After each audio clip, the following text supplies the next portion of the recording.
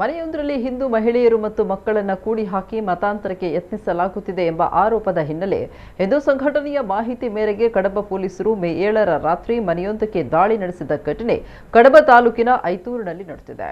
ಐತೂರು ಗ್ರಾಮದ ತೆಕ್ಕಾತಿಲ್ ನಿವಾಸಿ ಜೋಸೆಫ್ ಎಂಬವರ ಮನೆಯಲ್ಲಿ ಈ ಘಟನೆ ನಡೆದಿದೆ ಎನ್ನಲಾಗಿತ್ತು. ಬೆಂಗಳೂರು ಮೂಲದ ಸುಮಾರು 15ಕ್ಕೂ ಹೆಚ್ಚು ಮಂದಿ ಮಹಿಳೆಯರು, ಪುರುಷರು ಮತ್ತು ಮಕ್ಕಳು ಅಲ್ಲಿ ತಂಗಿರುವುದು ಬೆಳಕಿಗೆ ಬಂದಿದೆ. ಈ ಕುರಿತು ವಿಶ್ವ ಹಿಂದೂ ಪರಿಷತ್ ಮುಖಂಡ ಪ್ರಮೋದ್ ನಂದಗುರಿ ಅವರು ಕಡಬ ಪೊಲೀಸ್ ಠಾಣೆಗೆ ದೂರು ನೀಡಿದ್ದು, ಮನೆಯಲ್ಲಿ ಮತಾಂತರ ಮತ್ತು ಅನೈತಿಕ ಚಟುವಟಿಕೆಗಳು ನಡೀತಾ ಇವೆ ಅಂತ ಆರೋಪಿಸಿದ್ದಾರೆ.